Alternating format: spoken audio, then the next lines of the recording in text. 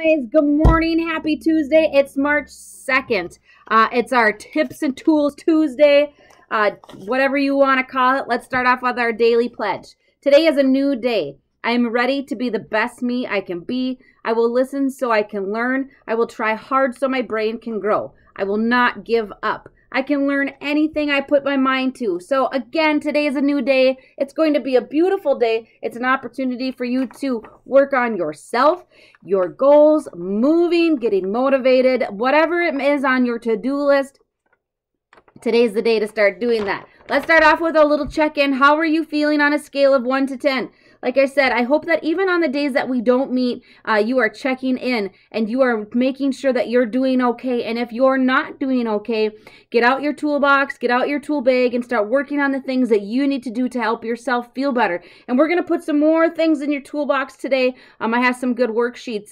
But all along, we've been doing different things, little things that we should be writing down or putting away, stashing away some worksheets so that on a day that you're not feeling well, we can continue to try and work on ourselves and improve how we are feeling. So every day, give yourself a little check-in.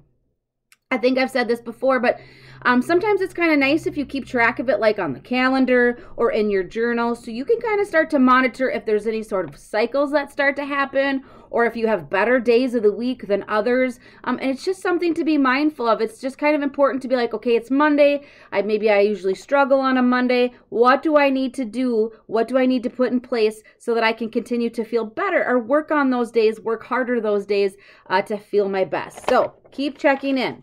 Okay, so like I said, I'm kind of going to be all over the place, but I wanted to start out. I thought this girl was cute. I like her. Okay. Around her is like this. It says eternal world. Okay.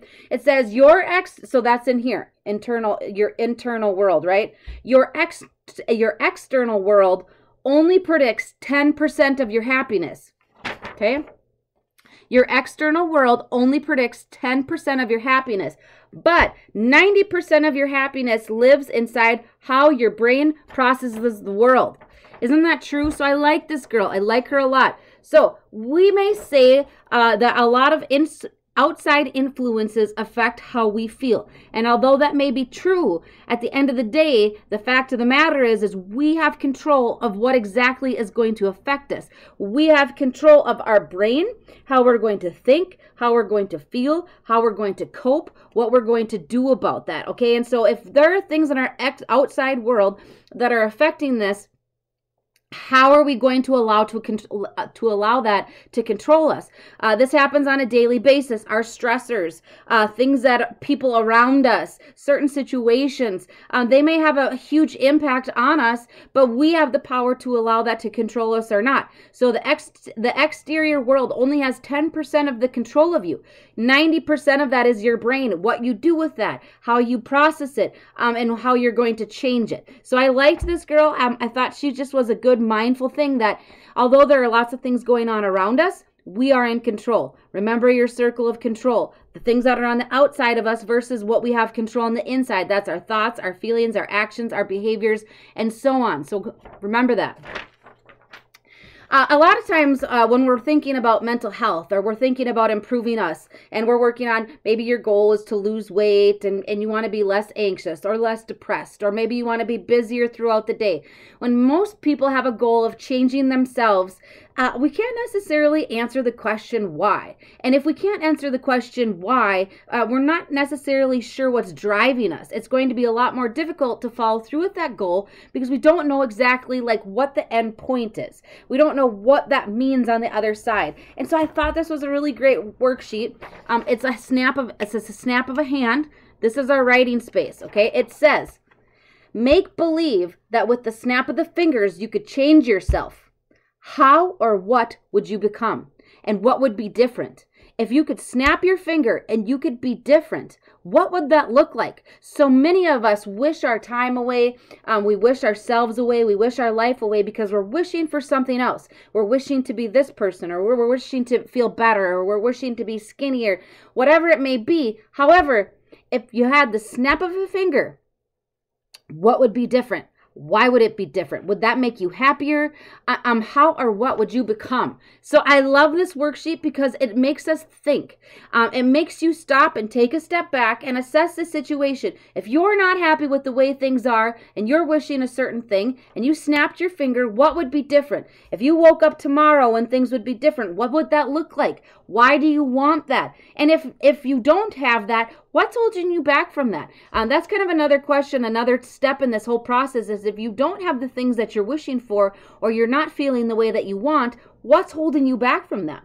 Ultimately, remember, you are in control of your brain.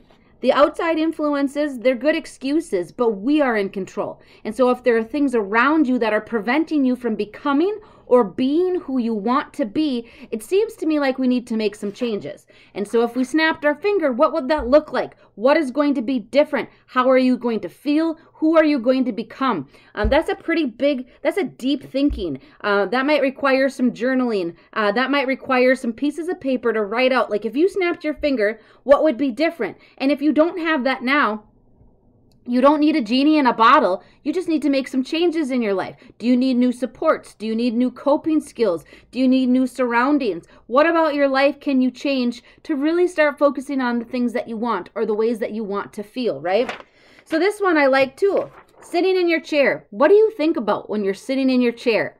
So many of us sit and we think about things and they may not always be positive thoughts.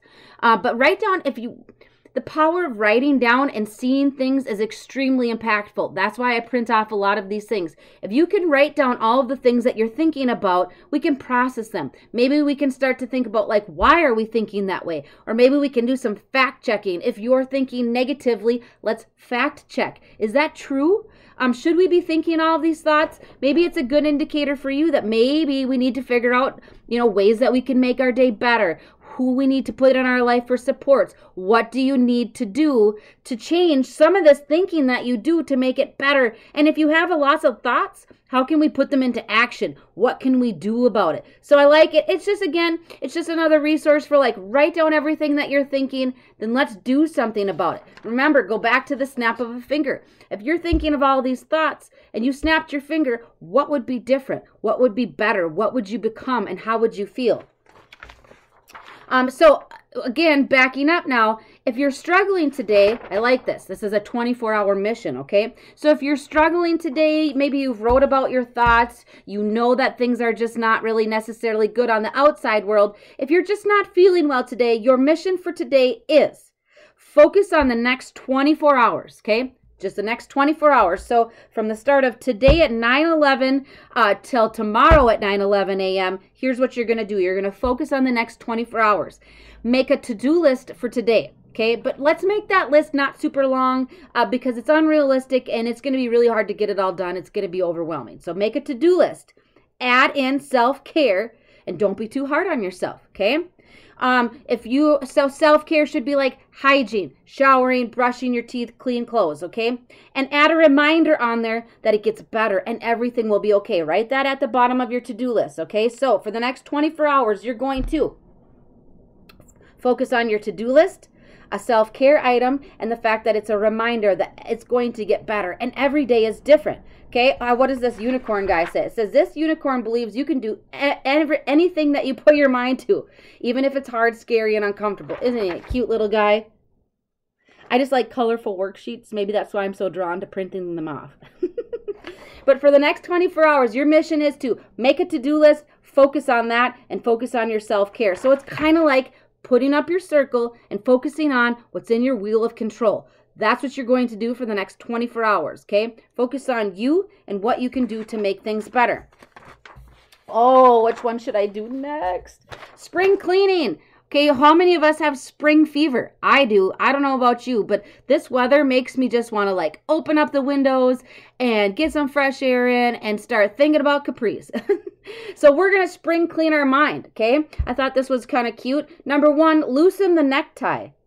Cut your brain some slack. Do something that makes you happy that you don't generally do. So spring cleaning is we're going to loosen the necktie, we're going to quit being so hard on ourselves, and we're going to cut our brain some slack and do something that we enjoy. 'Tis the season to just soak up all this vitamin D and get outside and do something that makes you feel good. So that's number 1 for spring cleaning our brain.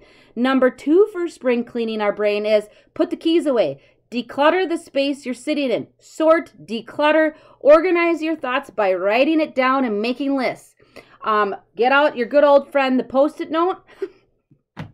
Get out a notebook paper. Get out your journal, whatever it is. Write it all out. Write it down. Get it out of your brain. And we need to then do something about it. Either A, set it aside, or work on finishing those things, right? So put the keys away. Declutter the space you're sitting in. That's number 2.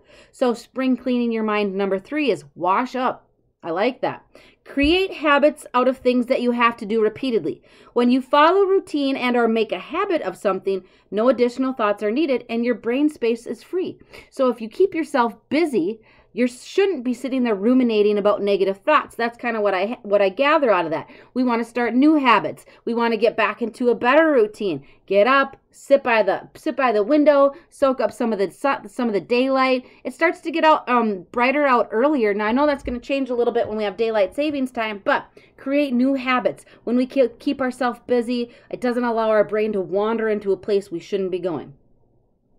The next one is put on soothing music for spring cleaning your mind. Cut out the negativity. Distance yourself from negative people. But more importantly, stop comparing yourself and your life to others. It clutters up your decision process. So we need to be comfortable with ourselves. We talked about that yesterday. Ultimately, in order to not self-sabotage, we have to be comfortable with who we are. We have to build our confidence, okay? We need to get motivated to make changes in our life. If we don't like something, we need to do something about it. And if we don't know where to start, we need to reach out to our supports, right?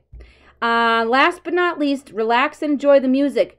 Start a brain dump diary. It literally declutters the brain, transforming all rushing thoughts into written words on paper. So kind of what this whole thing about is getting things out of your head, writing it down. When you sit in your chair and you ruminate, it only makes things worse. It starts to make your thoughts really progress into something they really never were in the first place. That's kind of the point of this whole exercise. If you're sitting in your chair thinking, let's write it down so we don't keep spinning and spiraling and making it. Remember, we make a molehill out of a mountain out of a molehill. So brain dump diary, write it down, get it out of your head, stay busy, snap your fingers. Think about how things would be differently. And if you want them to be different, what is getting in the way of doing that, okay? We don't even have time for all those other worksheets. I got too many on my desk. So your mission for the next 24 hours, write down your task list, write down your self-care. You're going to pretend that you snapped your fingers and made things different. And if you want them to be different, how are we going to get there? Let's keep getting motivated to make changes. Spring cleaning. Let's get all of these thoughts out of our head, start working on the things around us, start working on ourselves, changing your thoughts, focusing your attention on other things, trying to be positive, but most importantly, get outside. Get some fresh air, go for a walk, make sure you're taking care of yourself. This weather should start promoting some more. Make sure you're getting your water, your 3 meals a day, make sure you're getting your sleep, your exercise. And you know, when we start to feel better physically, a lot of this stuff kind of comes naturally too, and really we can start to focus on improving our thinking as well. But it all plays hand in hand. So how are you going to choose to spend your 24 hours? I told you what to focus on, but what are you going to choose to do for the next 24 hours? I like that. Let's do that. What are you going to do for the next 24 hours? Are you going to focus on the good? Or are you going to focus on the bad? And then you let me know how you feel tomorrow morning if you spent the whole day focusing on negativity versus something positive, okay? So happy Tuesday. Get outside, enjoy this beautiful weather, and I will see you tomorrow morning for Wellness Wednesday.